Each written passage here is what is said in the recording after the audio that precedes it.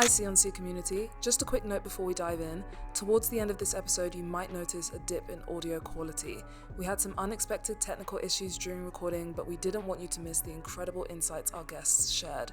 Thanks for your understanding, and we hope you still enjoy this conversation. These people are fighting over virtual penguins, and then someone from that community got upset with me and hacked my Snapchat account. I hear so many horror stories about other management and see it like they can take advantage. You don't really get to build an audience, you get to be the flavor of the month. I do feel like they try and force relationships with other creators because of their following. Are like, oh, the numbers going up is good. Not all growth is good growth. Yeah.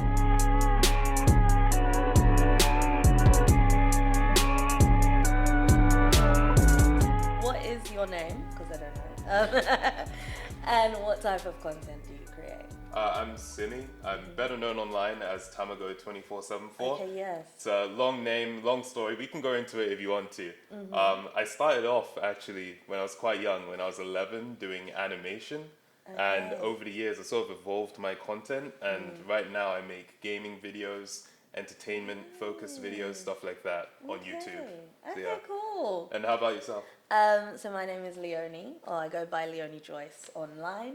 And I do, what's the best way to describe it? I do dance, green screen, special effects, comedy, concert style videos. Yeah. That is a unique take. That's cool. That's cool.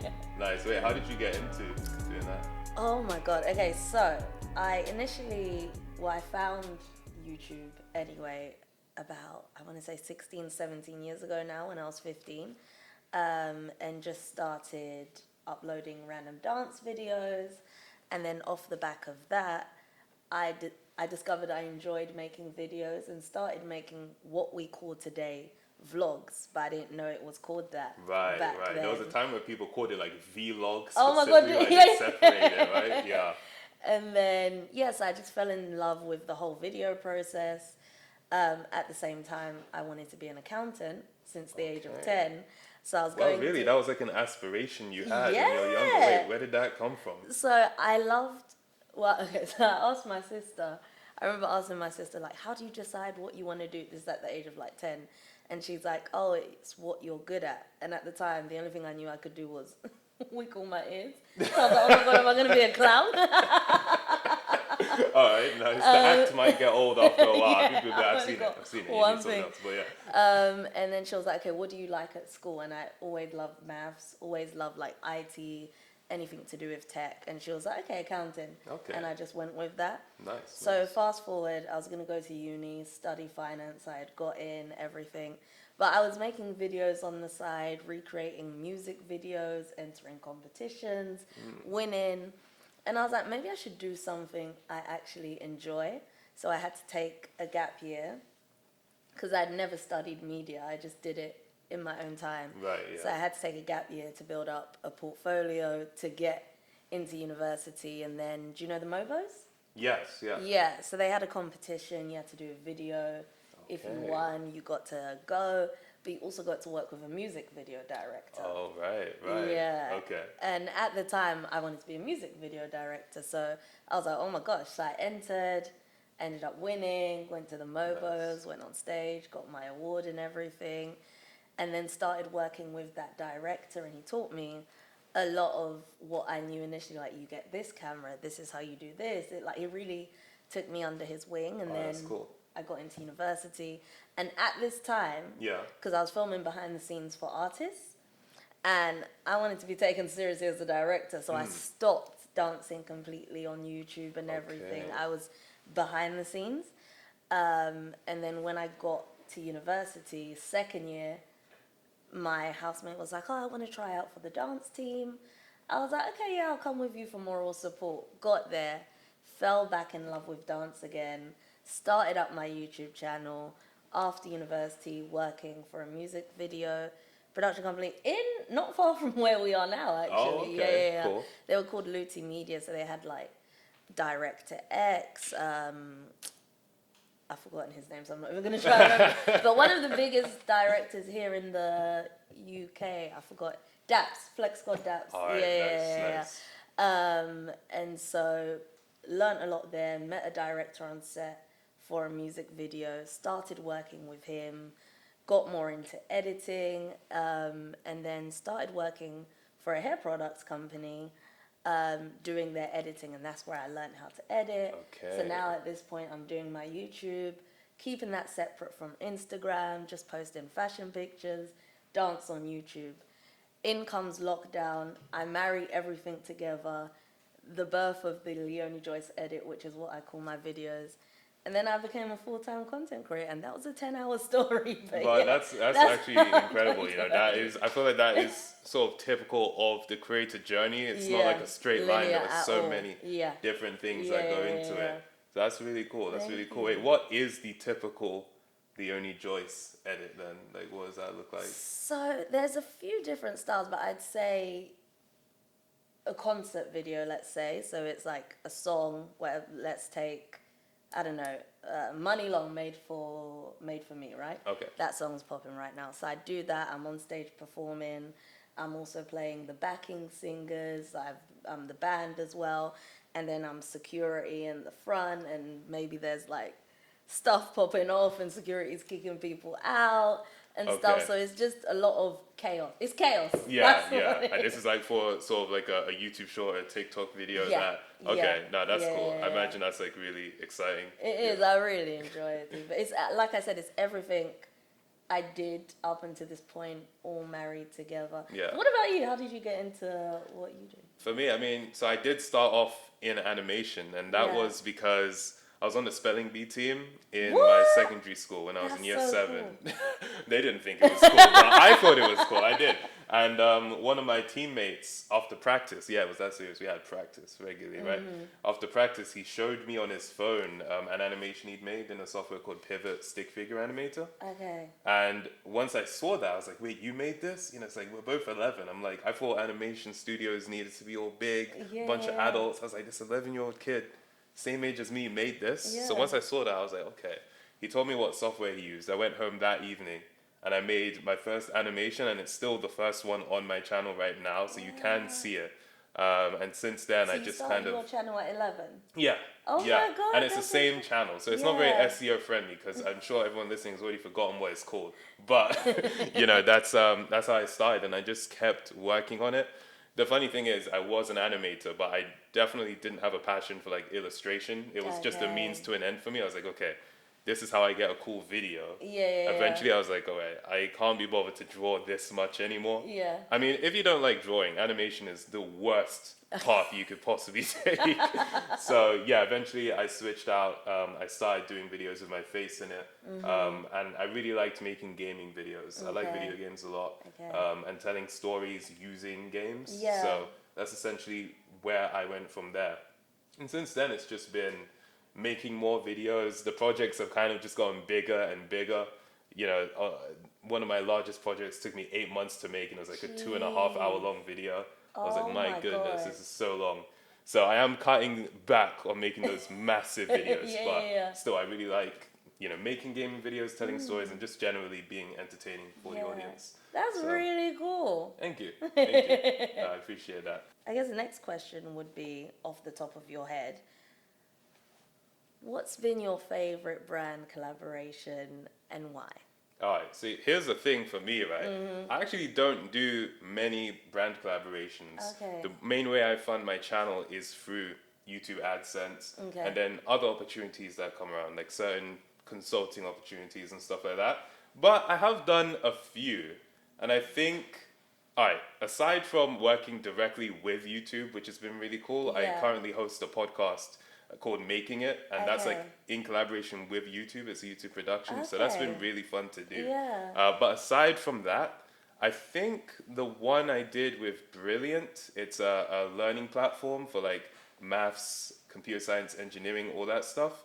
Because one of my more recent videos, it came out last year, but it was one of the bigger ones I did, was me trying to beat a game that was all about solving really ridiculous questions. So it's not necessarily questions that require logic, but they are questions where you do have to think outside of the box. And I was like, oh, this would be a good collaboration to do with Brilliant. So I pursued that myself. It wasn't with like an agency or anything. So that's the first time I ever did that. I reached out to the person behind the scenes. I pitched to them the idea. They were like, yeah, we're up for that. So that's like my favorite one I did, in part because I felt it was such a good fit for the video, but also because I actually went out of my way to source it for myself. So I did like the challenge of that. So, yeah. I love that. I love you so much. Oh my God. I can tell you love what you do and you're into it. I mean, you're trying to beat games and stuff.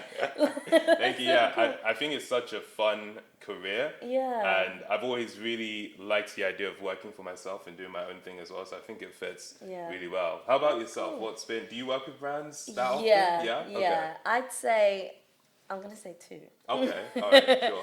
So the first one would be I got to collab with Ivy Park, which is Beyonce's clothing line. Right. And if you've seen my career, followed it through, like, I love Beyonce down. Okay. Maybe more than you, sorry to say. And so that was always like a big dream. So when it happened, it was like a major pinch me moment. Okay, and nice. and you see authenticity in a collab, like I think that's my best performing collaboration, because everybody was like, this makes so much sense. Yeah. Outside of that, I'd also say I recently collaborated with Adobe, and that's where I really learned video editing and everything. So it was a proper full circle moment, very sentimental. Cried my eyes out on both of them.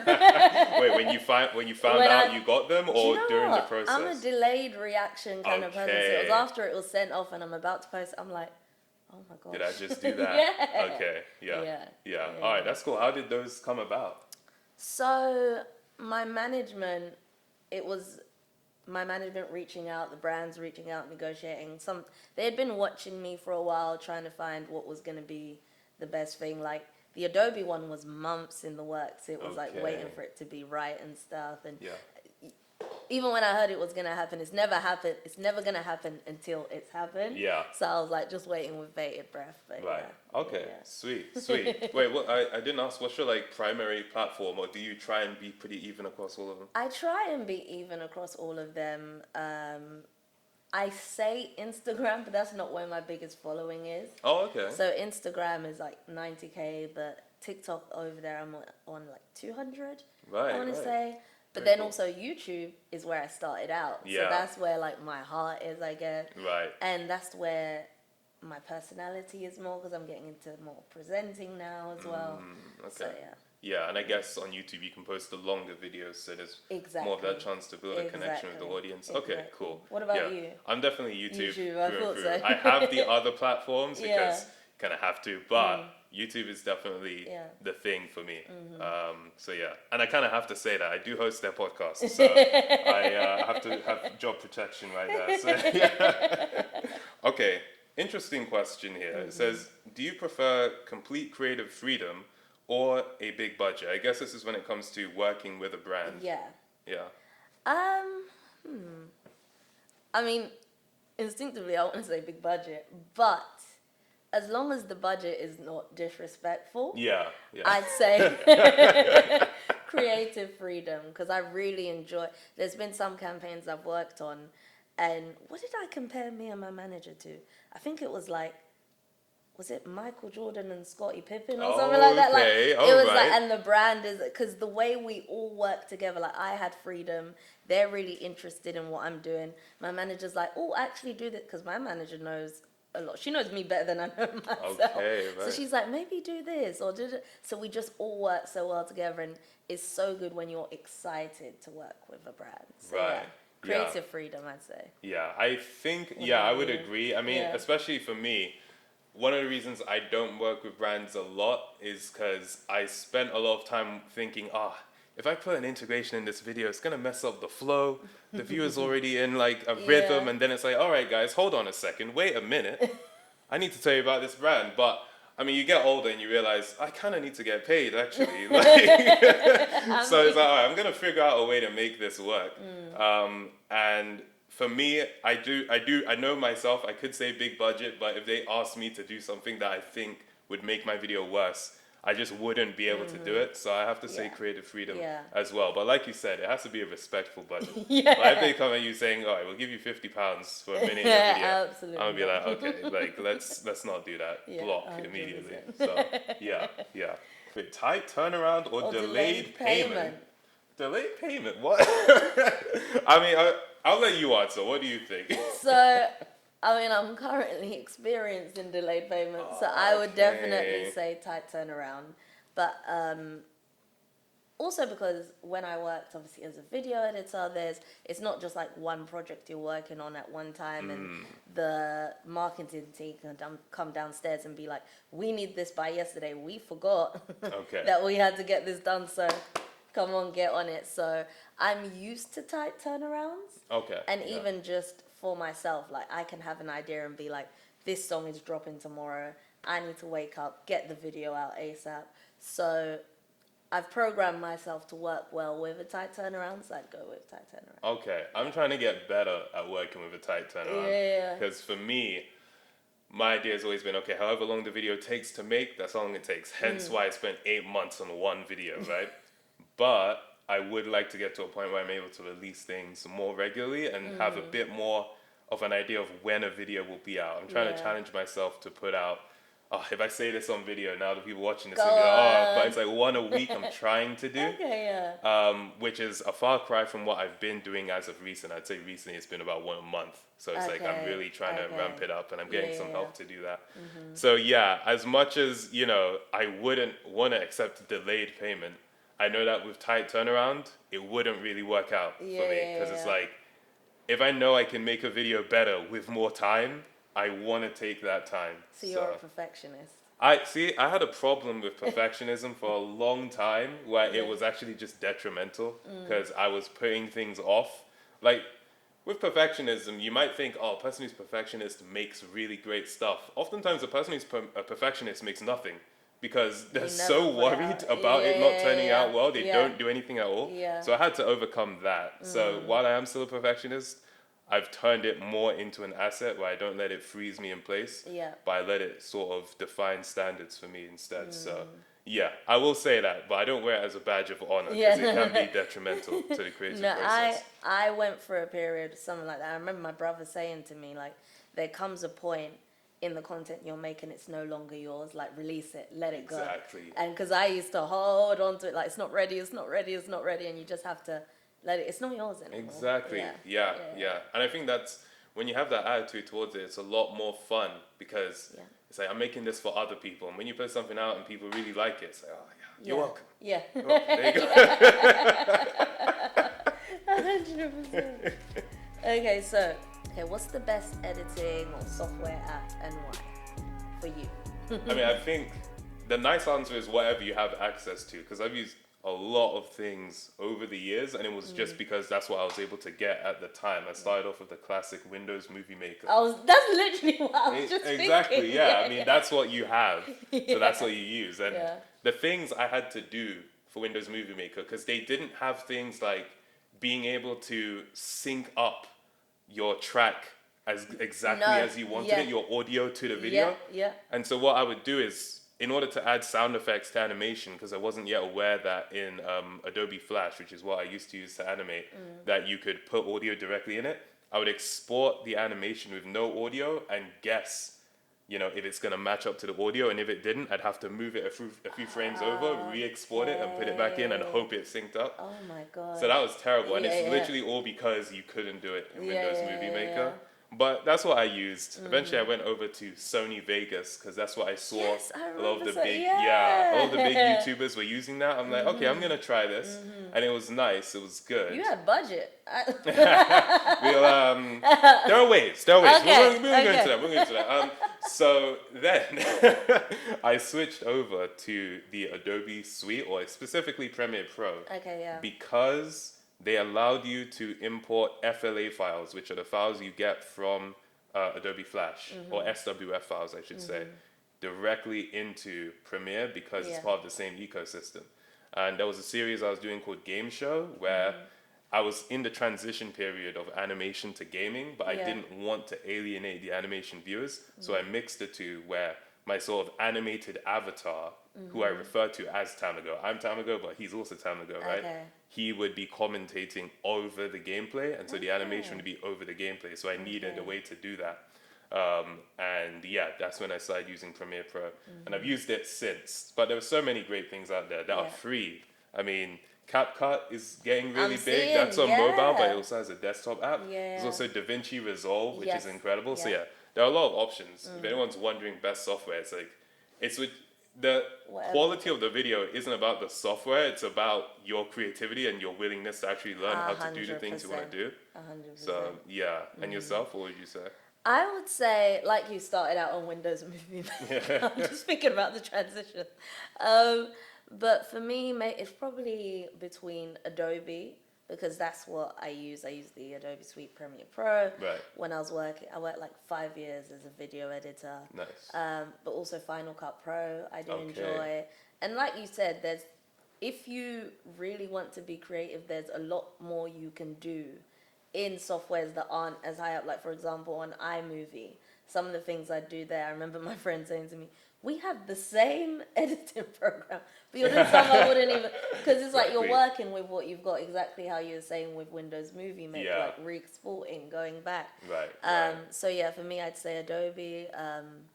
And even with Final Cut, I think it was like Final Cut 6 or 7, where it's more, you can get into it. Like the best way to describe it, I don't drive, but I imagine it's like the difference between driving an automatic and manual. Like manual, you're really proper in and specific. Yeah, and you have like those race cars that have like the nitro, a bunch of extra gears. It's like, what does this all do? Like, so yeah. Exactly. So I prefer ones where you can really tailor it to what exactly it is that you want to do. Yeah.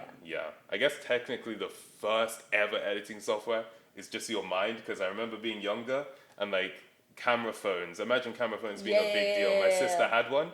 And what we would do is we'd start recording and we'd be like, hello, and so I'm going to disappear now.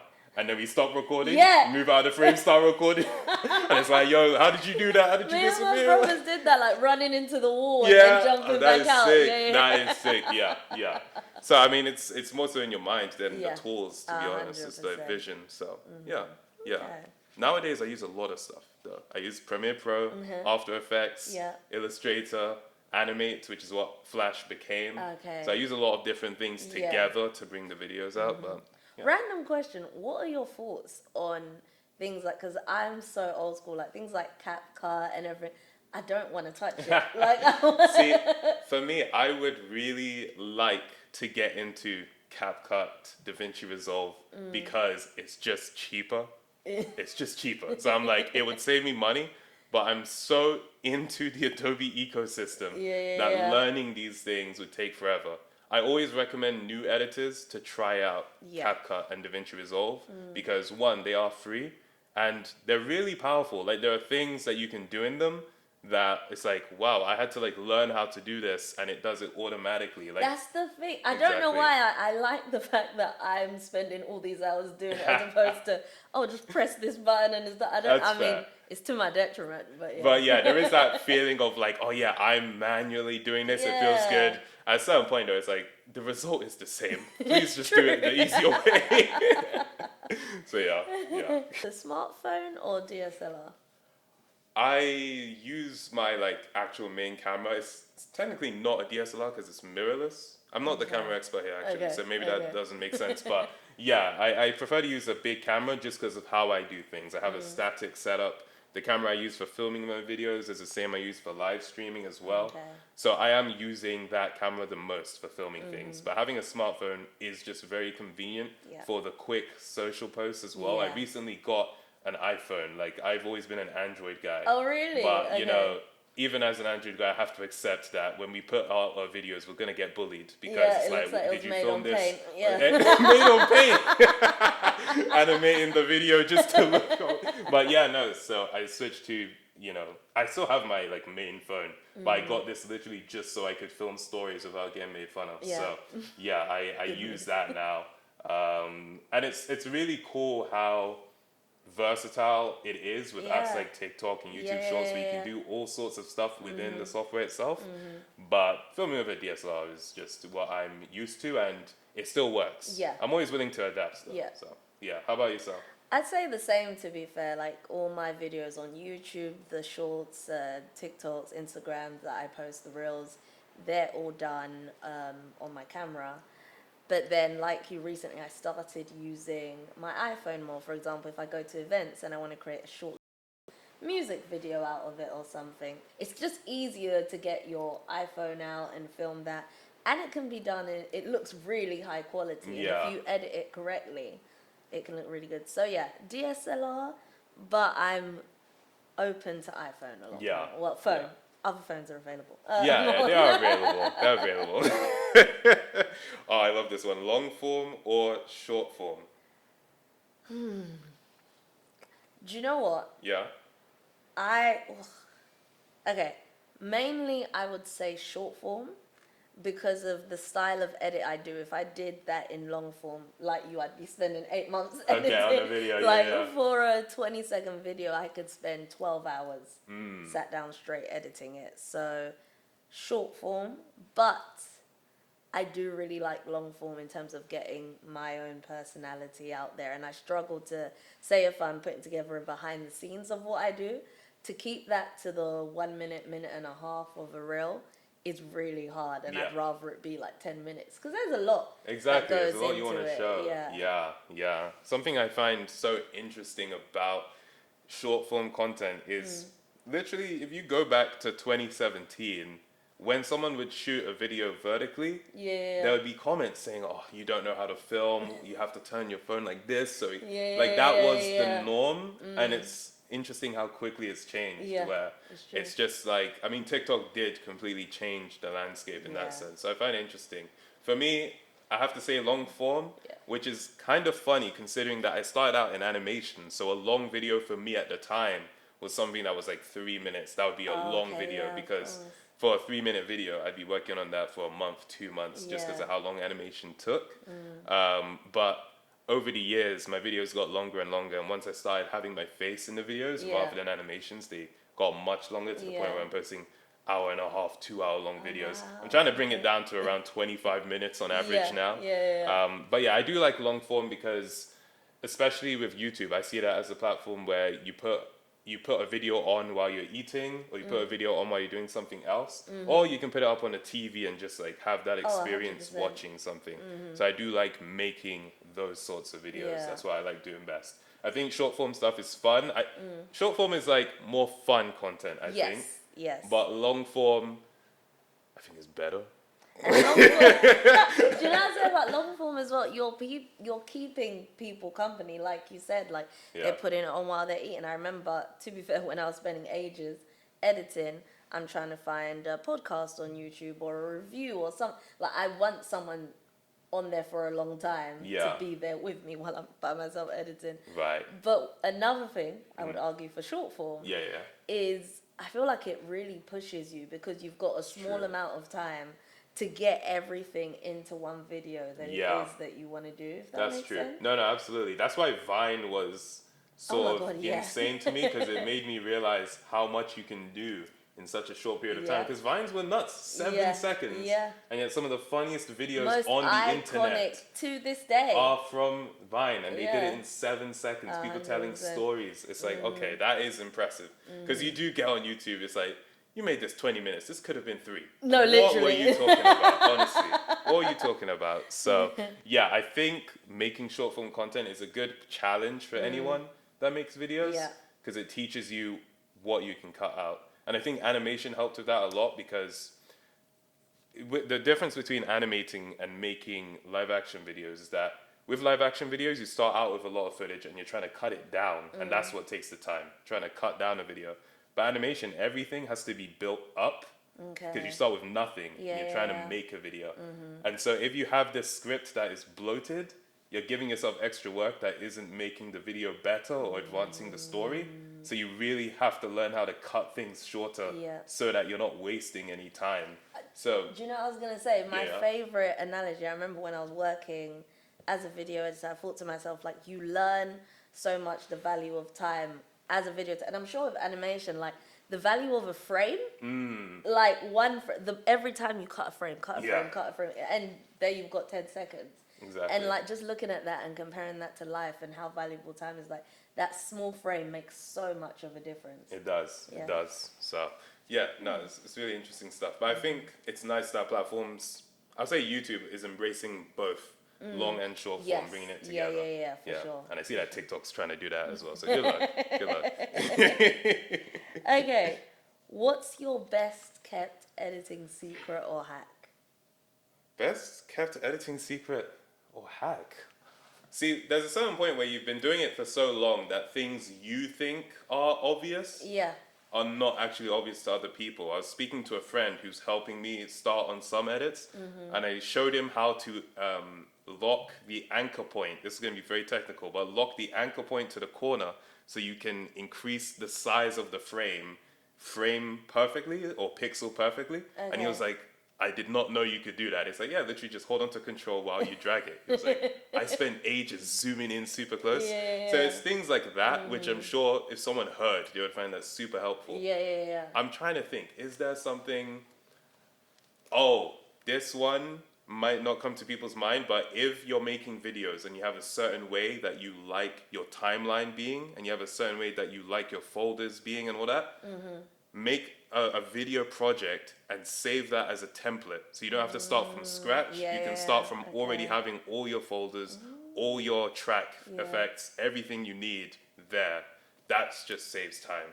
I love that. That's one. something That's I think of. Yeah. How about yourself? Any tips? Like you, as you said, like everything, the more time you've been doing it, it's just whatever to you, and you don't think it's as of interest to other people. Yeah. And I found that when I started putting out behind the scenes of how I edit, and everyone was like, wow. I'm like, okay. But I would say keyframes are your best friend. Yeah. Like, in that whole section, there's so much you can do.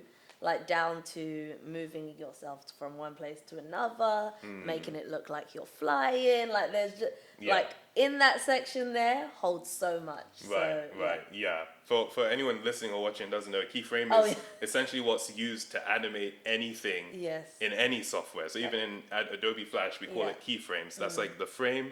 And you have control over movement. The X and the Y. You can and even the keyframe color, all sorts of stuff. There's opacity. Like there's just so much. That you get that whole box there. That's don't be afraid of that box. You need to fall in love with that box. Another thing I'll give, and this is less technical, but more just a mindset when it comes to editing, is you really want to think about the viewer that is watching the video. A lot of people edit in terms of what they think looks nice, but you have to imagine, okay, what's the environment someone is watching this in? Oh, they might be in their bedroom, they might be watching it on their phone, on the bus. So you have to think, okay, if someone was watching this on the phone and I have this super tiny graphic on the screen, that'd be fine for someone watching it on their computer, but on the phone it's too tiny, I need to make it bigger. The music's a bit louder than my voice, but I can hear it because I'm wearing headphones. It's like, a lot of people watching a video aren't going to be wearing headphones. I actually don't edit wearing headphones because I know the viewers often don't watch wearing headphones. And with headphones, you get so much information, but that's not how a viewer's watching the video. They're just watching the video casually. And so you think something sounds nice until it comes out of cheap laptop speakers and you're like, oh, this is terrible. So think about the viewer when you make a video. 100%. And just off the back of that, I'd say sound is your best friend. Like, the smallest, tiniest of elements. Like I made my own music video to the group Flow. They have a song called Walk Like This. And just little things of, because the song is playing, but in the video I'm throwing a rock at the window. So I add that little sound there. And then when I fly out, that sound or whatever. And it just adds to it. All these little sound effects or like and stuff. Editing to the sound. I remember my brother watched it because he works in music. He's like a DJ, a sound engineer. And he was like, people watch this and their mind may not exactly tell them why it is that they enjoy it. But the fact when you're cutting to the music, it's nice for the brain. Like it enjoys seeing that. So sound. Your best friend. There's like a phrase from a YouTuber from Red Letter Media. That's a channel. He says, "You might not have noticed it, but your brain did." And that's exactly what that is. Wait, can I get off a pet peeve about some people when they edit? They don't think about audio levels. Like if I have to touch the volume button while I'm watching your video, you have failed. Yeah. You have failed. Yeah. I'm sorry. Yeah. But the audio should be balanced the whole way through. Why am I having to increase the volume because your mic is too quiet? This is a challenge for the people. And then why am I having to decrease it once it gets too loud? So yeah. No, 100%. And I guess a lot of creators have just been self-taught and they're learning as they go. But I remember working as a video editor, that was like, okay, first you put the video together, then maybe you do the color, and then you go through the sound. Like sound, I got my ass handed to me many times for the sound. So yeah, very, very important. Like you shouldn't be going up and down when people are speaking and levels are peaking. Like look at that bar as well. That is your best friend too. Exactly. I think some people wonder, how do you learn editing? For me, it was literally just looking at tutorials. I think the best way to learn how to edit is to have something you want to make. Rather than some test projects that you don't care about, have something you want to make. And then, I need to know how to do this effect. You look at a tutorial for it, this and that. That's how I learned how to animate. That's how I learned how to make videos and editing programs as I was going on with it. And there was a point in 2020, I remember, where I was like, do you know what? I've been doing this self-taught thing, but I think there might be some fundamentals I'm missing because I never did a formal course. So I actually went on like Skillshare, right? Okay, and I did an editing course. And a lot of it was stuff I didn't know, but there were also things where it's like, I never even thought to do that. And that makes so much sense. And now I know how to do that because I literally started from square one, beginners. So I would say, you can teach yourself, but there's always something good about knowing the fundamentals. It's kind of like, 100%. I remember when I played basketball in school. You played basketball too? In school I didn't. But Don't react like that. I wasn't good. I said I played it. I didn't say I was good at it. But like, my coach would say, the fundamentals matter. It doesn't matter how many buckets you get. If your legwork is awful, you're gonna get tripped up by anyone who has that shooting skill and they know the fundamentals. That's very similar with like dance. So they always say it's about your foundations. There's so many people who trained in ballet. They're the best at transferring over into so many other different styles because that really sets you up like foundation wise and everything. I didn't train in ballet. But 100%. What was even the question? The editing secret. Yes. We did that. If you could get rid of one platform, which one would you be willing to lose?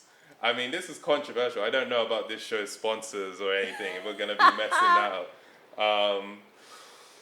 I mean, I don't use Snapchat at all. So I don't know if we're even going to count that. My Snapchat account got hacked. I had a Snapchat account and I was making a video. I made a video where I sort of made fun of, you know the game Club Penguin?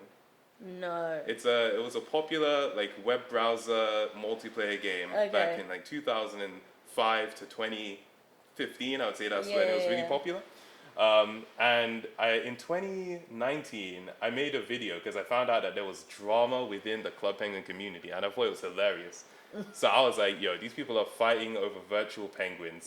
And then someone from that community got upset with me and hacked my Snapchat account and started sending very suspect stuff to my friends. My friend hit me up. He's like, bro, I'm sure you didn't send me this. I was like, my God, I'm 90% sure I did not send you that. So, So Snapchat is not even an option for me anymore. So I'll get rid of that. Easy. I will. Okay, this might be controversial as well because love all platforms. But if I had to pick, and funny enough, this is my biggest platform. Oh, okay. But I would say TikTok for the reason of I'm not that big on trends, like the way in which you do well on there, everybody's doing the same thing. Okay. I really don't like that. And so, I don't like, you don't see much character, you don't see difference. It's just, we're miming along to sounds. And you may see me tomorrow doing that because I'm trying to grow and make money. But that would be the one I get rid of just because it's not the best for breeding originality, I would say. Right. Yeah, TikTok is an interesting one because it's been such a pioneer in the space, but it almost feels like, and maybe this is because I don't really have much of a following in TikTok, but it almost feels like you don't really get to build an audience. You get to be the flavor of the month. And then it's like, okay, we have to move on to a new one because everyone's trying to make it on there, and no one owns their audience. And not owning in a bad way, but in a way where you can feel confident that if you put something out that you think your audience would like, they will actually see it. That's another thing. I don't know how, algorithm works or anything, but they kind of decide who's seen, and if it's going, I feel like, in line with the agenda of what it is they're trying to push, what's trending right now. Like, everybody loves this song or this dance. Everybody that's doing that, we're going to see them. Yeah. So I feel like, So there's something to it. So I get that one as well. Only thing is, if they got rid of TikTok, all the TikTokers would come to YouTube. So that's something I have to consider as well. You know what I mean? They're coming already. I'm seeing them on That's shorts. true. I mean, I'm there too. I'm one of them. Okay, so what are some challenges that you face as a creator? I feel like it's very broad because there are so many like different things that are involved in being a creator. I think for me, the biggest challenge I'm facing right now is, and it's not a challenge where I don't know how to overcome it. It's kind of just like a learning experience.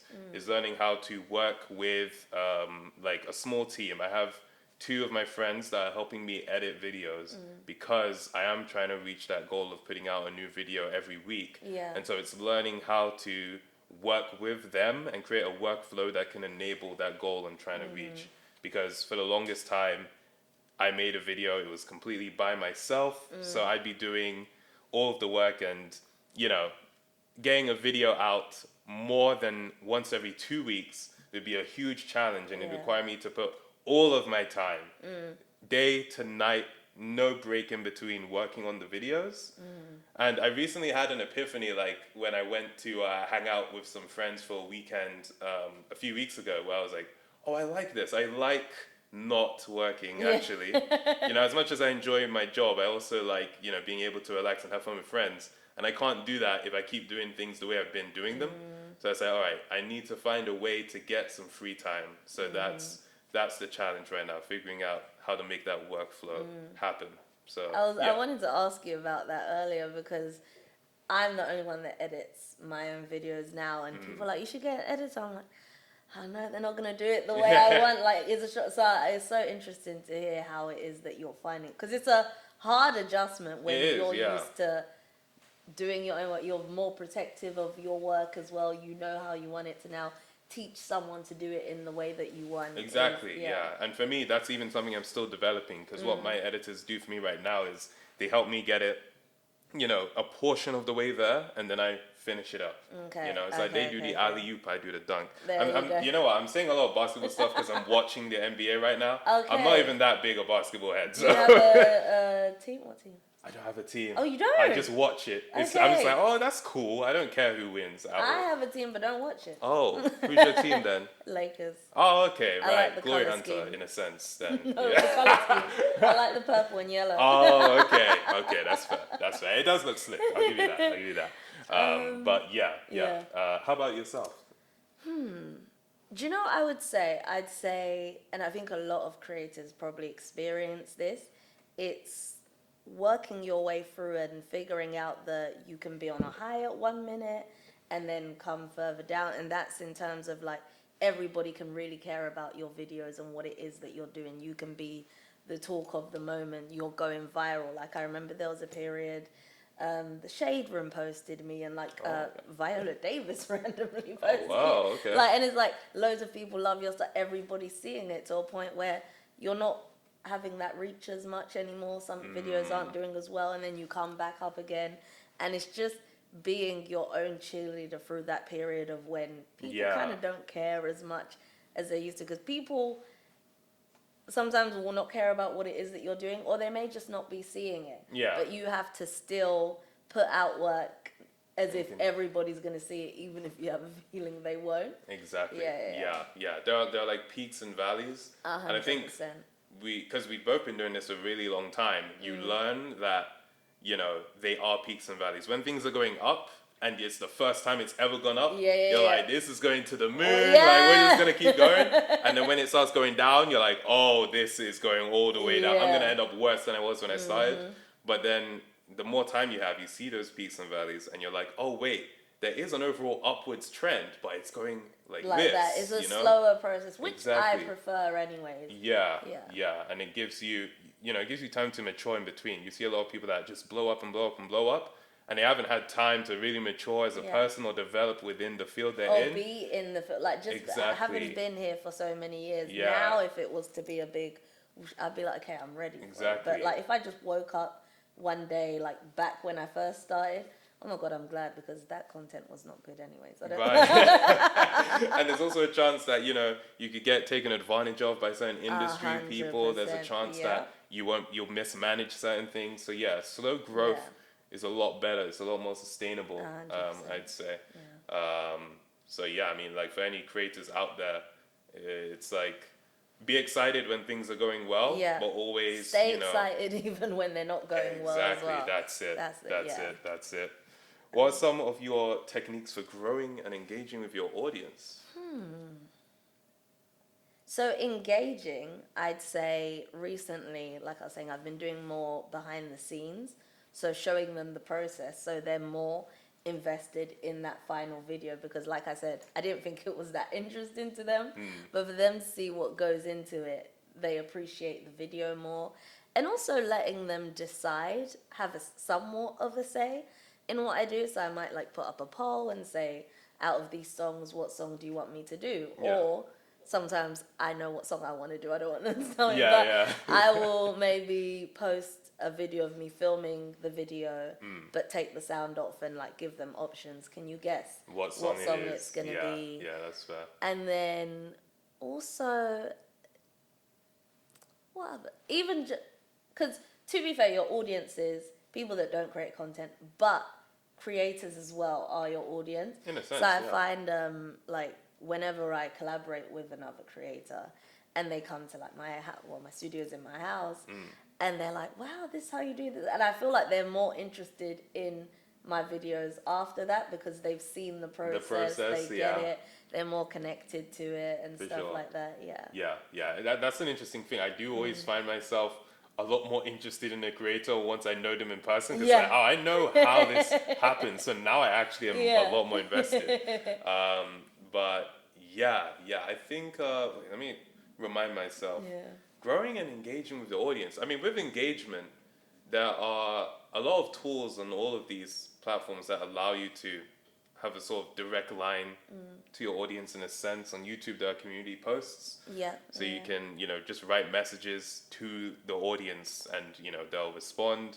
You have things like the Discord servers. I think that's, you're familiar? Yeah. So that's definitely popular amongst gaming-centric creators, because then they can have a place where their viewers can join voice chats and play games with each other. And my Discord server has recently become just a New York Times game update thing. So Wordle, connections, spelling bee. We just post updates on how we're doing on those like every day. And it's really fun, but I'm so surprised that that's what it became. So there are things like that. As far as growing the audience, I always think that the best way to grow an audience is to make videos that appeal to as many people as possible. And, how big you want to grow is just about how large the appeal of the video is. Because you can do all these different hacks and stuff, but especially on YouTube, people are there because they want to see cool videos. And so that's how you grow, right? Subscribers are nice, but a subscriber doesn't mean they're going to watch the video. The only thing that indicates if they've watched the video is the view. Did they watch it? So, for me, that's the number one thing I'll always say, is that you have to make something people want to watch. 100%. Another thing I'd say as well is just making what your audience wants to see and they're going to love. Because if they love it, they'll share it. And the more that they keep on sharing it, more people get to see your content, and then the more your content is pushed as well. Exactly. And that's an important thing. Make sure your audience wants it. You have to know who your audience is, because a lot of people are like, oh, the numbers going up is good. Not all growth is good growth. Like a lot of creators start beef in order to get growth. And it's like, this is short-lived. Are you going to keep this up for the rest of your life? Some people do. And it's like, okay, that's a lot of work, but like appealing to your audience, definitely. 100%. 100%. Are you with management or are you independent? I'm independent. Yeah, I've never had management. I have worked with agencies on certain things, maybe certain deals and stuff like that. But yeah, I've always been independent. It's not really like a choice. I've kind of never been approached, to be fair. Although there was one time I was approached and it was really interesting. We had a call and they were like, "Oh yeah, we really like your content, and over here we're a family." And I was like, "Oh, a family?" I know they're trying to be friendly, but whenever I hear a company talking about my family, I'm like, "I have a family. Thank you very much. I just need you to be my coworkers or whatever." And then they sent me a contract, and I was like, "All right, this is cool." But I looked over, I was like, "All right, I'd like to change this, change this, change this." And maybe they were surprised by that. They were like, "Oh, he wants to change things in the contract?" I was like, "Well, that's what a contract is for, isn't it?" And then they aired me. And I was like, "Oh, okay." Really? That's fair, yeah. I mean, well, that speaks volumes about them. So yeah, that's been my one experience potentially signing with management or an agency. How about yourself? Yes, I'm with management. I've been with them for 3 years now. And yeah, very happy. But also, I am for people being independent until they find the right management, because I am so happy with my management, and I hear so many horror stories about other management and see it like they can take advantage. You can easily be just a number to them and they don't actually care. Yeah. Like I was somewhere and there was this girl saying she was signed to a management and somebody else messaged her about joining that management. They didn't know she was part of their management. Like they don't truly care. But I feel like where I am now, I remember it was during lockdown actually on Clubhouse. My manager was hosting a room and I asked a question about like finding management, because at the time I was trialing somebody else. Did not go well. But I was like, because I was deciding, do I make it full-time official with her? And then she was like, it's like dating, and that's my favorite subject. But she was like, it's like dating. You really need to get to know the person, try out different people. They need to know you because they're a representation of you. When you do have management, that's who people speak to before they get to you. So if a brand doesn't like your management, you miss out on work. Deal, or they need to be able to represent you in a room when you're not there. And my manager knows me well. She knows like brands I want to work with down to my dating life very specifically. Right. That we is gossip family. together. Like it feels like she knows me. She knows the me that is online, maybe the few problematic things about me, like my controversial takes and stuff like that. Like she truly does get me, and I trust her. That's another thing. You need to be able to trust your management, because I've heard about management doing people dirty, under the table deals and stuff like that. So it is a great benefit, the management I have, but it's not something you should take lightly. I would say. When you were like searching for management, what made you want to get management? So the first person, they reached out to me and they wanted to work with me. And at the time I was starting out, so she was getting me deals that were good. I was like, oh wow, I haven't seen this kind of money before. It looked good and everything like that, and I was happy. But then later down the line, obviously I started to hear how she was speaking with people.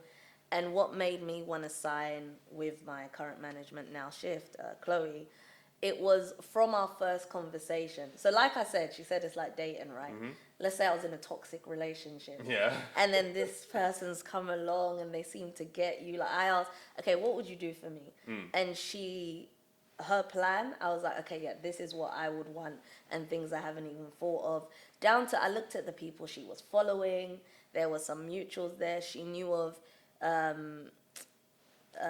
companies like What Magazine. She knew of the show. Like we had similar interests. She got what I'm interested in, where I want to be placed. She saw a vision for me, got my vision. So I was like, yeah, let's go. Okay, nice. That sounds good. That sounds good. Yeah. All right, sweet. I sort of keep that in mind when it comes 100%. To management and stuff like that. I think, I have no problem remaining independent, although I am looking to hopefully start working with brands a bit more on the channel. So it might be something worth looking into. Very useful. Because also when it comes to like just negotiating your rate, fighting for yourself, somebody else does it better than you. And right. also not having to deal with the admin side of things, especially if you do want to work with brands more or chasing payment and things like that. And just knowing, because she's been in the industry for a while, so she gets things, she's seen the other side, she's seen how they might try and take advantage and things like that. So to have someone on your team that knows better, because essentially you want to get someone that is better than you at doing it. Exactly. Yeah, in the same way you're bringing in a team of editors to relieve that can relieve the admin side of things and negotiations. So that's true. That's true. Thank you. How do you work on building creator relationships? That's interesting. So relationships with other creators. Yeah. Or your girlfriends. I'm joking. I think for me, whenever I've reached out to another creator, it's usually been because I just like their videos. And I just want to let them know, like, because I've helped a lot of creators, like, I think you make killer videos, great job, and they'll be like, oh, thanks, and that's it, because I just wanted to, like, say that, but sometimes more comes from that. One of my friends, David, he has a channel called Glasses, and he does keyboard build comedy videos. And the reason we actually got in touch is because, have you heard of headset hair? No. So I have like, not high top, right, okay, you know when you wear headphones and there's a dent? I have a really bad video which shows a dent, which was unbelievable. I could show it to you after. It's actually crazy. So people have kind of associated me with that in a sense. And in a video of his, he had a headphone dent as well. And so when he posted a picture of that, people were tagging me like, yo, look at this. And I was like, that's like a 4 out of 10 compared to my one. And then that's how we connected. And now I've been in his videos and, things are going on like that. So, in a way, it's kind of natural. I think being open is a thing. If you want to go out of your way to build a great relationship. I mean, DMing is something like that. But I always think, unless you just know, I can make a banger video of this person, I have to get in touch with them. It's always more natural to base it on, you think you have something in common with the person and you actually like them. So it's more like building a friendship rather than just a pure work-based relationship. 100%. So that's my thoughts on that. How about yourself? I'd say going to events, like you meet people there, and for me, it's genuinely just, like you said, if I just like them as a person, I don't care what sort of content they create or they're following. Like, there's people that I know that are doing really well, and I've been able to collaborate with them, but that's because it's years of us just building a relationship together. Right. And then when it comes to making, like a lot of the people I collaborate with in my videos, we do have a history, we do know each other, and it comes across in my videos because I want them to be fun. And there's people that are like up there that I know and I haven't even said let's do something yet because I want it to be right and look authentic, if that makes sense. Yeah. So I'm a believer of when the time is right, it will happen. Okay. But I just like meeting new people and build it. So I highly recommend going to events because you never know who you can meet or who they might introduce you to. And it's not everyone that you're going to get on with. Like, because some people, I do feel like they try and force relationships with other creators because of their following or who they know or what they can do for them. But I am just very much, I think you gain so much more if you genuinely get on with the person.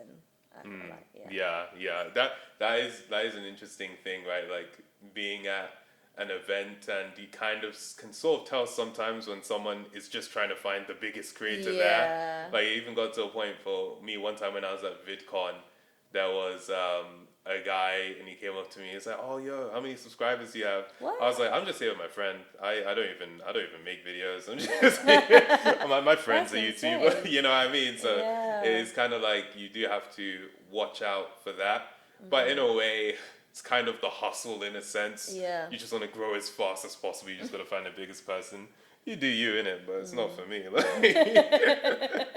Do you think you have a healthy relationship with social media? All right, I think we've got the answer. Do you know what? I would say yes, because of the way I side-eye it, if that makes sense. Okay, like, I get social media for what it is. Like, it's not my life. It's not, actually, no, it's my, that's how I make my life. But no, it's not my It's not your life, but it's your living, isn't it? But it's not the be all and end all, and I get it for what it is. And I think it's really important to have that balance and take time away from it. Like, for me, I post a video, reply to a few comments, and then I'm off. Like, I've made a conscious decision. Like you, I would spend like hours just editing. I need to get this. What's trending here? What's going on here? I need to do something about this. And then I was like, because there was a period I basically wasn't sleeping, and it's because I wanted to get to a certain point. Yeah. And then I remember, because when I decided to go full time, it wasn't like, yeah, I've made it. Like, I was on 10K followers or something like that. Right. I had to move back home. And I remember thinking, is this like a quarter life crisis? Because I'm like 28 years old, moving back home to dance in front of my parents' living room. But so that's what made me like really work hard so I could move out, get a nice place of my own and everything. And so it got to one point I was like, okay, I've come back from this event. It's like 3 a.m. I'm going to stay up 2 more hours because it's 5 a.m. That's the time new music drops. Oh, and I was waiting really? for, That's the official time? I never knew that. Because in US, it's midnight. So if it's US artists, 5 a.m. for us here in the UK. So that's like go time for you. Yeah. That is so I was interesting. like, okay, stay up 2 more hours. The song's going to drop. Film it. Edit it. Get it out. And then I was like, hang on a minute. You are actually in your new place now. You've got to where it is you want it to be. You've got your apartment. Go and rest, like chill. And that's the moment I learned to find the balance and actually enjoy time with my friends and go out, because I feel like it shows in your content as well when you're out experiencing life. Like, it will show Definitely. up in your... Yeah.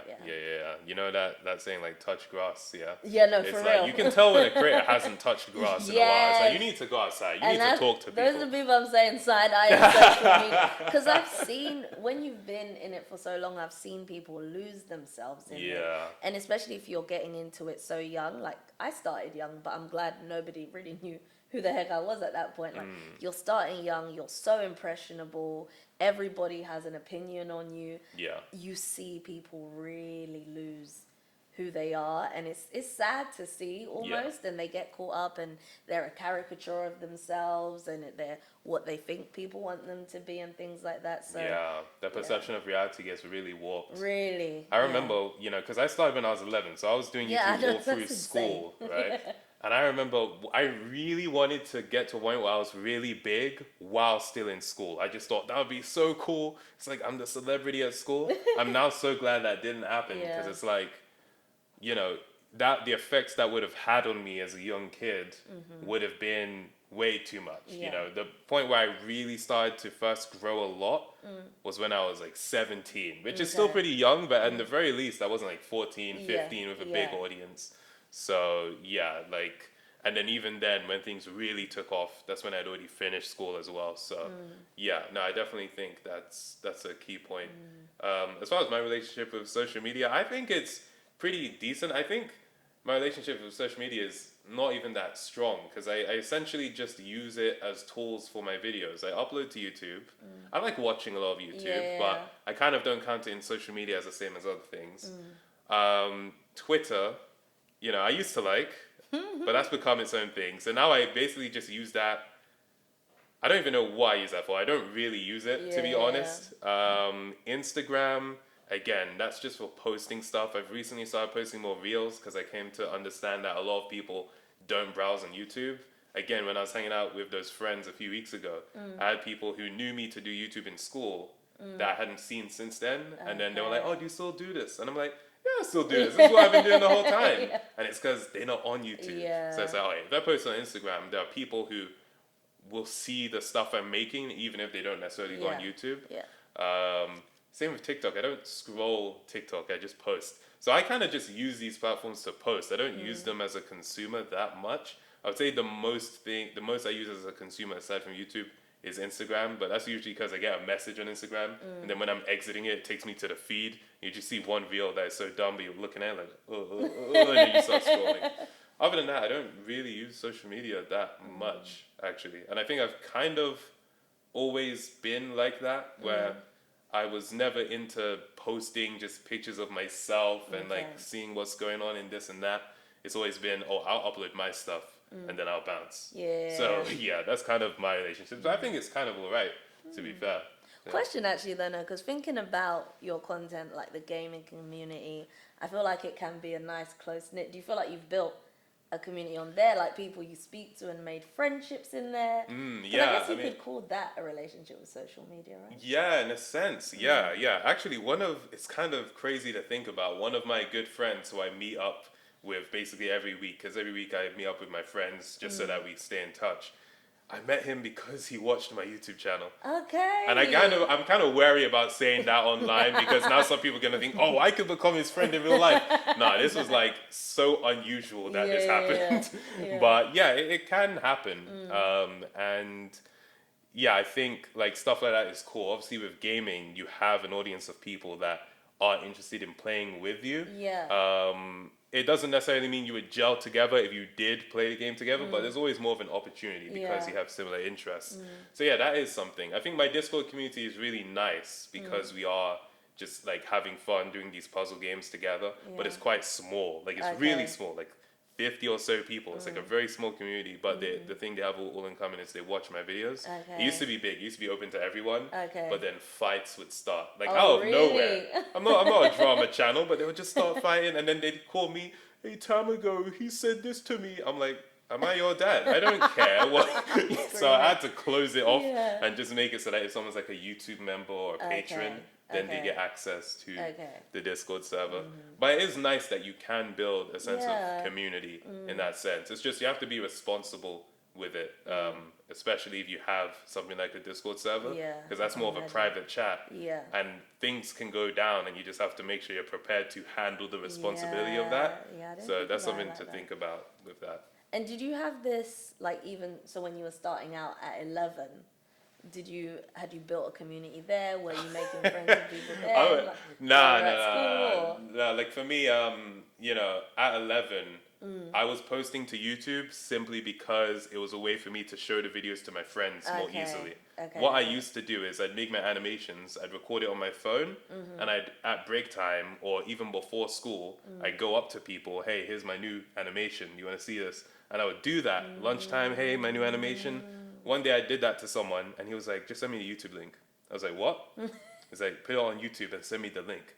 I was like, "Oh, that's a good idea, So then I put it on YouTube, and I was just sending people the link. But I would still go around. I would write the link on a piece of paper a bunch of times, cut it up, and I'd hand it out to people. Like your business card. Yeah, just out of A4 paper. Do you know one thing I did once? On like the bus, especially London buses in the winter, the windows get all like steamed up. You wrote it on the window? No.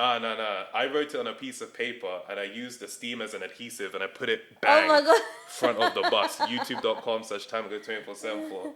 I held an assembly to promote my YouTube channel. Did you? In year 7, I asked my head of year, I was like, "Can I hold an assembly to talk about my YouTube channel?" He was like, "No, of course not. Like, what? That's so silly. Our assemblies have to have morals." I was like, "I've got a moral. It's about never giving up, because yesterday I had my first video to hit 1,000 views." And he was like, "If you can make it a good assembly about morals, I'll let you do it." I was like, "Yeah." I wrote it on the day of the assembly. I was like, "Okay." So I just kept working, and eventually I got 1,000 views. And then I was just showing them my videos. How old were you at this point? I was 11. 11, okay, yeah. I've never been embarrassed about my channel. I know a lot of people are like, "Oh, I don't want to tell anyone." I wanted to tell everyone, because I thought the stuff I was making was cool. So I'm like, I want them to see it, So, that's cool. Yeah. I was definitely one of the people embarrassed. I was like, my channel to start with was called Nakachwa, which is my Ugandan name. So it's like NAKACHWA. I was like, nobody in my school's finding it. But it's so funny. I started out similarly to you, because I remember one time I was visiting my sister at university, and I was able to stay up late on the internet. Nice. I was like, wow. And that's when it was on MySpace, but it took me to YouTube. And there was this girl dancing, and she was so good, but she was like 10 years old. And at the time I was 15. So I was like, if she can do that, I should be able to do this. Yeah. So I learned the dance, showed it to my brothers. They were like, "Oh, wow, nice." I was like, "Thanks." Sweet. I liked the throat gaming, so then showed it to my mom. She was like, "Wow, wow, and then showed it to my dad. He was like, and then I ran out of people to show it to. So I was like, let me upload it onto this. And this was like maybe, if it was 16, 17 years ago, do the math, but it was only a few years after YouTube had just started. It started, wow. Okay. So it was, YouTube was fairly new, but I was like, let me just see what happens here. Right. But yeah, so similarly to you, yeah. That's cool. I think it is always cool to speak to someone who's uploaded to YouTube since before, like, it kind of became a big thing. Yeah. Because we were just uploading because we wanted people to see it. Like, we weren't thinking of a career. No. I remember some of my old videos, my brother recorded them on like I think it was a Sony Ericsson, you know, the camera phone or whatever. And he was having a field day. He was like filming it like this. He thought he was doing like You Got Surf special effects on the, and you even see me saying, "Is it recording? All right, press play." And I press play. Like there was no music embedded under it. We're just pressing play on the speaker over there. It's dark. I'm dancing in my kitchen. There's dishes in the sink. Like it wasn't aesthetically very pleasing. Real. Yeah. No, that was so cool. Okay, so what is your creative process when receiving a brief and working with a brand? Okay, so first, obviously I read through the brief, see what it is that they want, and then decide how it works with my own brand and what it is that I do. So I might like draft up a few different ideas for them if I'm going to be using a song. So this is like, say if it's not with a brand or whatever, I would have that song on loop, and my neighbors hate me. But I will play it over and over again to just truly decide on the essence of the song, what it is that I want to get out there. Right. And then I'll choreograph. And that takes about like an hour or so. And then now what I've started doing before I even film is I build the set, I guess you could say, whilst editing. So I decide what backgrounds I'm going to use. And sometimes it's like I'm in a kitchen, so I find a kitchen backdrop and then a counter that I want to be there. And I'm like, okay, it's going to move here. Or right, and these are all edited elements that you're bringing in. Yeah. So it's essentially, like I'm building a set for that video, so I know when I'm filming, because it's all on green screen.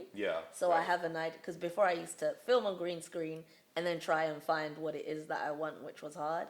So I decided to do it the other way, so I know exactly where it is to stand and who, if I'm talking to myself in the video, where they are, exactly all of that. And then so I plan all that. So if it's with a brand, I'll send them, okay, this is the background I'm going to use.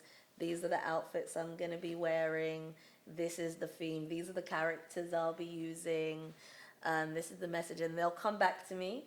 And sometimes I'm like, I guess having worked as an editor, when you get feedback, you're just like, okay, I'll do it. But the more and more time has gone on, I'm like, no, that's not really in line with me. And sometimes I will push on things and be like, I'm happy not to do this because I don't want to say that. That's not me. And I know my audience won't appreciate that. Right. So it's just that back and forth negotiating. Sometimes we jump on a call. And then, and then I go off and film. All right. And then, That's fair. That's fair. What about you? Yeah.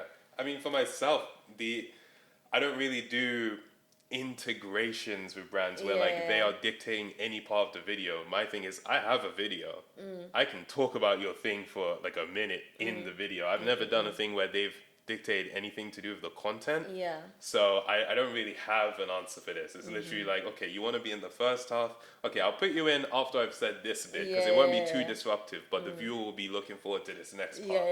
But I've only done it a handful of times over my career. So I would be interested in doing more of that, but I always think I'm always a content first person. So I think I'm always going to think, what is the video? How can I fit a brand into that rather than making a video for the brand? Okay. So that's me. All right, I think this is the game. I'll read your one first. Okay. So, a leading paint brand wants to encourage homeowners to unleash their creativity as they anticipate these summer months through the power of color. Spruce up your home with a DIY project using the brand's luxury paint range. The brand has a tight turnaround for this campaign of 14 days. Here are some concept examples. Easy and quick DIY upcycle project. I do not know what that means. Transform your home with a whole room makeover. The deliverables are an Instagram reel and paid usage, 30 days on Instagram. And then a bonus question is what you would charge for that campaign. Okay, cool.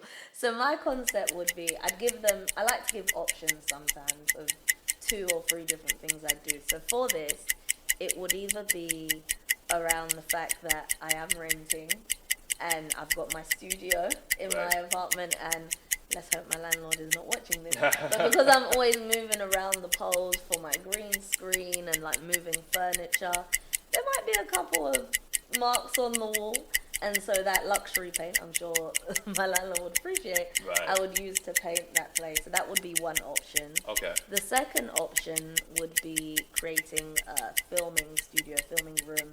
Okay. So if they've got some good green luxury paint, I could make an actual like green screen room. Wall. Yeah, okay, yeah, a whole room. Oh wow. Okay. Yeah. So that's the content I would do. Right. What I would charge for and it's 30 days. 30 days paid usage. I think that means they're gonna like put paid spend and it shows up as an ad, right? Yeah. Okay.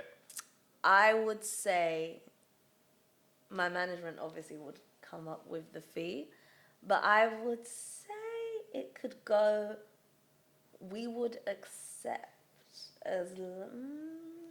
Give a range, because the brands might be listening. She would accept what? Yeah. I'd say in the mid-ish thousands, up to 5 figures. Okay. Yeah. Right. Yeah, right. I'll just say that. Cool. Yes. Okay. Fair. Are you ready for... Okay, would you prefer a streaming device or something about journaling? Something about journaling. I haven't fully read it. Okay. Or a streaming device. All right, let me get the streaming device. I feel like that would make more sense. Okay, you think? Let's see.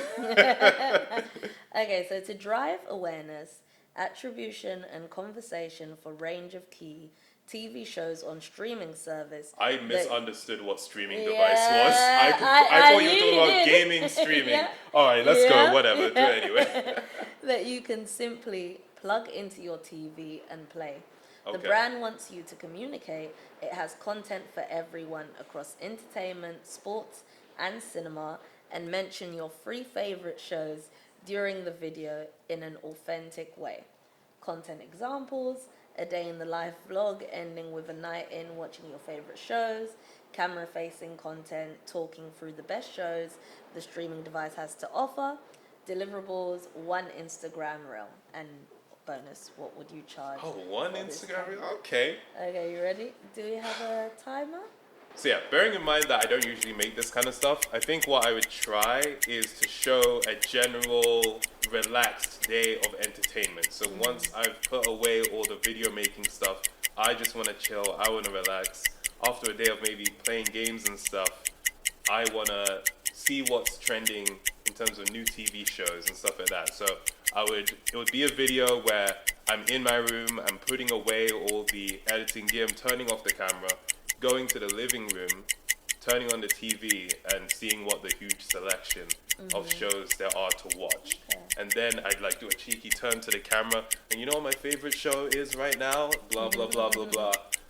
And because it's a reel, it's only 1 minute, so I think the excitement can be built up from, here's what I do to unwind from work. And then they see the payoff of, okay, this is the show that I'm recommending, and this is how you get access to it as well. So yeah, I think that's essentially what I would do. Okay. As far as how much to charge, this would be a complete guess. So I'm just going to base it off of what you said, bearing in mind you have a larger Instagram following. How many followers do you have? 90. 90,000. Yeah. So I would say maybe I would do it in the, let's say, 2,000-3,000 range for the reel.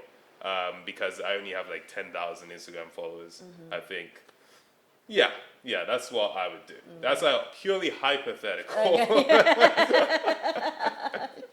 Well, what did you think? Good campaign? That was a good campaign. Yeah? For someone who says you don't do it much, and it's authentic.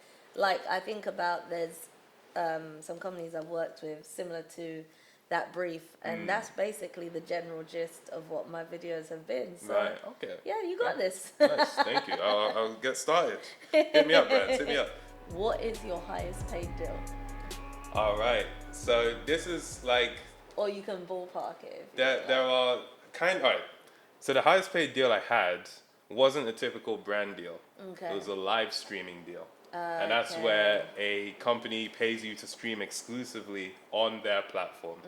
So I did have a deal from Facebook because they were really trying to grow their gaming stuff. And it was actually this deal which cemented for me that I was going to do this full time, because I was on a gap year. And then they came through and they were like, we want you to live stream on our platform. And the craziest part was, I had never live streamed before. Okay. So I was like, wait, why do they want me to stream? They like my videos. Someone who makes good videos does not necessarily do good live streams. Yeah. But, you know, they were like, we want you to stream on our platform. And then their deal overall was worth, it was a 6-figure deal. It was like worth $140,000. Okay. And I was like, what? Wow. You want to pay me that? I have never streamed before. And I was this like, is okay. while you were on your gap year. Yeah. So that was, okay. So I was like, oh, okay then. I guess I will do that. Now, anyone watching or listening, I didn't make that whole figure. There was a management company involved and stuff like that. Okay. But overall, it definitely was worth it for me to take the deal. So that's the highest paid one, but that's definitely not a regular thing. That was like a one-off thing that really did change my life essentially. Yeah, so I can imagine. Yeah. And then was it after that you were like, let me keep streaming? Yeah, because I did like streaming and I saw the opportunity in it. And it also makes for really good content as well. So that was my one. I think it's a bit unorthodox. And it wasn't a lump sum, it was like as I streamed. How long were you streaming? I streamed with them for about 10 months, so just under a year. Okay. So yeah. Makes sense. And how about yourself? I would say the highest paid, and this is one of my favorite campaigns, not just for the money, but sentimental reasons. It was one of my favorite deals. I'd say a good 5-figure amount. Right. That's what I'd say. Yeah. That's fair. Can you say what brand it was? Yeah, so it was the Ivy Park deal. Oh yeah, the Beyonce one. Okay. The Beyonce one, yeah. So Very and that cool. was for. It was just one video actually. Yeah, right. But it was. Yeah, I really enjoyed that one. Yeah. On the flip side, what is the lowest deal you've ever taken, and why did you take it? The lowest deal I ever took was because they wanted me to do an Instagram story. I was hit up. This label was releasing a song, and it wasn't even like a representative of the label that hit me up. It was literally just a creator, like friend of mine, who was like, yeah, this guy asked me if I could reach out to you. He says, you know, he wants you to do a story. And for me, I don't care about Instagram stories.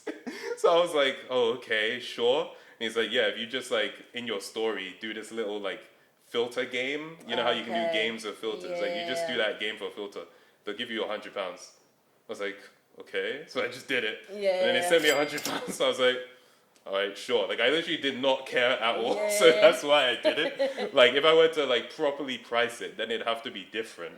But because Instagram is not a platform I put much effort into, so I was like, you want to pay me to do something on Instagram? Sure. So that was my attitude towards that. So yeah, how about yourself?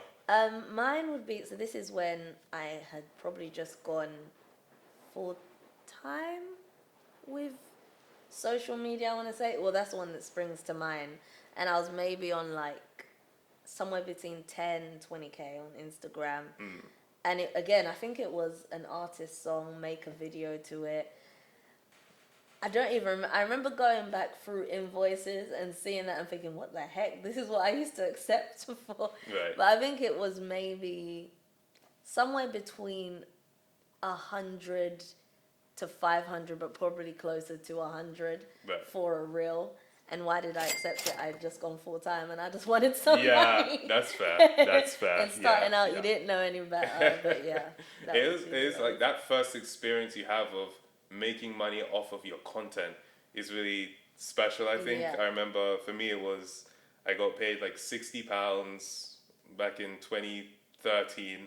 And when the money landed in my account, I called my sister. I was like, I just got paid from YouTube.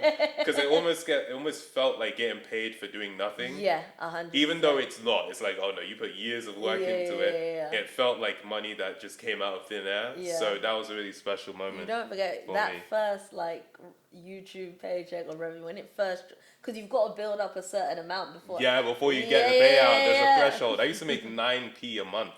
So I was just like trying to accumulate that. People at school would be like, how much you made this month, Simi? 8p. Yeah. So yeah. Do you remember the first time you got paid through doing this digital stuff? Yes, it would be YouTube, to be fair. And that's when, I think it was after university, whilst I was working as a video editor, but I was freelance. And so I was like working on my YouTube. I started doing try-on hauls and stuff like that. And then my account started growing more. I was doing more vlogs. So I was building up that revenue. And then when that first page, I remember saying to my mom, oh my God. Even though obviously I'm earning money from my other job. And then I remember the first brand deal I got was actually on YouTube. With a clothing brand I'm not going to say because, you know, we don't support them anymore. Fair. Yeah, I remember like negotiating with them in emails and watching YouTube videos on how to like calculate what to charge and everything like that.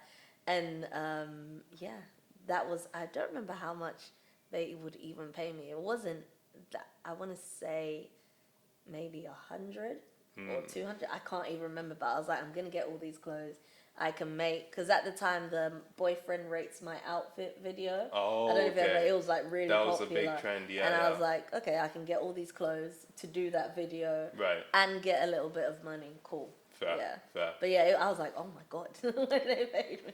Yeah, it's a special moment. Yeah, 100%. How do you negotiate with brands? I imagine you said you have management, so do you leave it mostly to them, or they fully like negotiate? But one thing I'd say my management have taught me would be like, they will come to me, tell me this is what they've offered, or we've got them up to this. We do feel like it's quite low. I would say it's not worth you doing, but it's up to you. They always give me autonomy to decide what it is that I want to do, but they've really taught me my worth. Before we continue, we just wanted to give you a quick heads up. The audio quality is about to dip due to some technical issues. We apologize again for the disruption. Thank you for sticking with us. The Creators on Creators community has rang, and we are here to answer. Hi Simi, hi Leoni. Oh, they've got names! A question about editing. What was the hardest editing project you've ever had to do, had to face, and would you mind sharing what tips, tricks, or hacks you used to overcome it and get the project finished? Olivia, thank you so much. Yeah. When she said our names, I was like, hey, yo! Would you like to go first, or should I take it? Yeah, I'll do two because they're kind of different. Okay. So I'd say the first would be my first project I worked on as a video editor. Okay. So I worked at this hair products company called TG. They do like bedhead hair products and stuff like that. And so I remember they had a live show they would do called World Release, and it was in Vegas. So this is their big show showcasing all their hairdressers, educators on stage. And it was my first time editing multicam sequences and everything, syncing it all up. Like that's how I learned Adobe as well. Exactly. And it was, as you're saying, the best way to learn is on the job, on an actual project, trying to do something. Yeah. And I learned then, speak up. That's one thing. Especially if you're working in a team, there were moments I was like, okay, something in the edit has gone wrong. And I was like, okay, maybe I can fix it. But no, ask for help. And they were like, okay, this is how you do this. And I would say it was the hardest because it was my first time spending, I feel like we worked on that for months, and it was only maybe, I don't remember, a 10-minute, 5-minute video or something like that. Right. But it takes time, and I learned editing is about patience. And I always say, if you want to be an editor, you need to love it because it's the most tedious job ever. Yeah. There were times I was leaving my house, the sun has yet to rise, and I was getting home, the sun's already set, like it was just dark to dark, waiting on me. similar to this, but the windows weren't like as bright as this. Do you know what I mean? Right. But it was a really great learning experience because I was out of my depth with it. But obviously, I had a very good mentor with me, and he was like talking me through. And I learned that take everything in stages. Like before that, I would just get in and edit like. What's the best way to explain it? Like one clip, straight away I'm doing the sound. You're editing as you go. So by the time you're at the end of the edit, the video is finished. Yeah. Right? Yeah. But I learned it's better sometimes to break it down. So you start with, okay, this clip is going to go here, this clip is going to go there. You can go back. It's not just one edit and it's done. Yeah. You go back, look over it. There's correction. Then you work on the sound. Yeah. Then you think, how can you make this better? I learned even just conversation, how to edit conversation, that isn't needed. And that's a really big skill I learned, especially in something I wasn't as interested in. Like I didn't care about hair care or teaching, like, but as an editor you're gonna edit so many different things.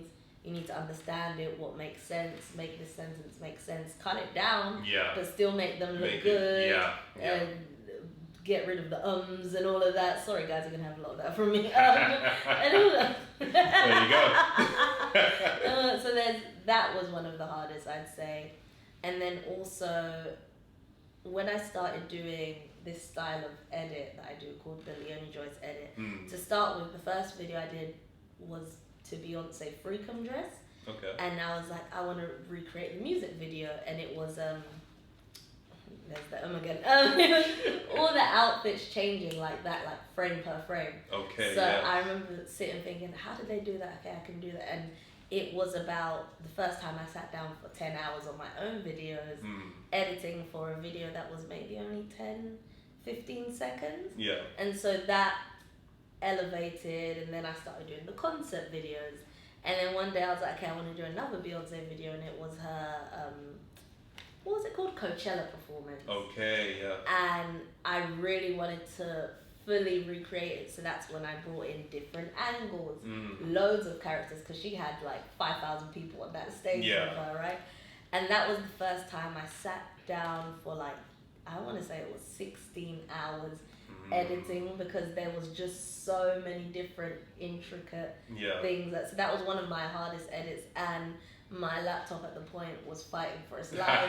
So, you know, it's slow as ever. You're waiting for things to render. Oh my goodness. Patience was tested, all of that. So yeah, that was those two. I'd say they like. I mean, even on that laptop thing, you can only edit as fast as your computer can handle and as your software can handle. Like, for me, I'll be clicking something and it's like not responding. I'm like, oh my goodness, this is gonna take forever. So for me, I mean, I've had many different kinds of edits I've done, which have had their own challenges.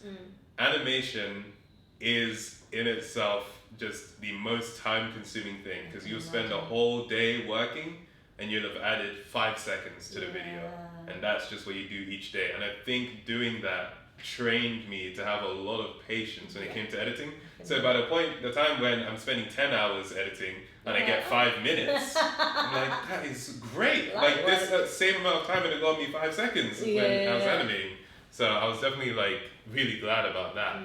I think the hardest project I've had to edit is probably my most recent big project, which was a video called The Possible Quiz 2. Because that was like a 2.5 hour long project I was working on for 8 months. But that's actually not the one I want to talk about. I want to talk about the prequel to that, The Possible Quiz, which was 1 hour and 40 minutes. Can I just tell me what The Possible Quiz is? I'm curious to know what So there's a game, a flash game that was really popular in the mid-2000s called The Impossible Quiz. Okay.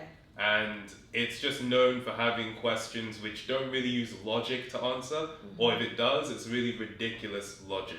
Okay. So the first question is, can a match box? And the answers you have are yes, no but a tin can, something else, and the answer is no but a tin can. So there's a kind of logic to it, but it's also kind of silly at the same time, right? And so what I did was on live stream one day, I was already planning to play another game, and someone asked, have you played the Impossible Quiz before? And I was like, yeah, I've played it. I remember that game. Let me go check it out. And then it turned into a 3-day saga of me trying to beat this game. Okay. And I had multiple breakdowns. It's a very hard game. I can imagine. And so I turned that into a video where I'm telling the story of how I beat the game, but also in my research, I found out that the story of the creator is really interesting. His name is Glenn Rhodes, otherwise known online as Splat Me Do. And he's just such a creative guy, very interesting. So I told his story as well. And it got to the point where he liked it. He saw the video, he liked it. And we ended up collaborating. So now we have a merch product together, which is a shirt that's about my channel, but also about his quiz, and he designed it. It was a real honor to be able to work with him. So that's like one of the proudest things I've done in recent times. And so yeah, working on that video was a massive edit because the script was the longest I'd ever written at the time. I think it was maybe 24 pages or something. And it took me a whole day to record, and it was in the summer, so I had to take breaks just so that the sweat could dry because my shirt was getting soaked. It was like a crazy intensive filming session. By the time I finished, my voice was gone. And then editing it, I mean, it's a crazy thing to have edited a video for 2 months. You've got like 50 minutes and you know that you're only about halfway there. It's like, wait, what? I spent so much time and I'm only halfway there. But it was also really fun because it became a project where I obviously wanted to finish it, but I knew I'm going to have fun doing this edit. So I get to, it's kind of like when you're playing a game, a story game, and you know there's going to be an ending, but at the same time, you kind of don't want it to end. You want to keep playing. That's how the edit became. If you can get to a point in an edit where you are liking editing the thing rather than just trying to finish it, then you'll just work better. You'll be more creative. 100%. And so that's where it comes down to, do you like editing? The reason editing works really well for me is because I'm an attention to detail guy. I really like looking at the little details. Which is why perfectionism became a problem for me. But once I was able to rein that in, I was able to have fun with my perfectionism rather than my perfectionism like having control over me in that sense. So if you can get to a point with editing that you're doing that, that's great. But also for Olivia, I'm like, you know, not everyone likes editing. And so if you get to a point in making your content where you can get someone else to do that for you, then definitely go for that. Because if you don't like doing it, but you like making all the other content, then content creation is something that you only half enjoy because there's this process you hate doing that you have to do. If you can pass that to someone else, then you can enjoy 100% of the process, because the part you don't like can be handed to someone who doesn't like it, who does like it. I mean, don't think of it as I'm giving this terrible job to someone else. No, you're giving them the part of it that they like doing. Okay, where can everyone find you? You can find me everywhere at Tamago2474. That's TAMAGO 2474. YouTube is the main place where you're going to find the coolest stuff, but you'll find me on Instagram, TikTok, all that stuff. So yeah. Cool. And how about yourself, Leoni? You can find me on YouTube, Instagram, TikTok, Snapchat even. Right, okay, I can't say the same. And everything is Leoni Joyce, LeoniJoyce. Okay, well, thank you, Creators on Creators, for having me and Simi on. Make sure you leave us a rating or review on any podcast platform. And if you're watching, drop us a comment and don't forget to subscribe. Thank you. Love that. Awesome.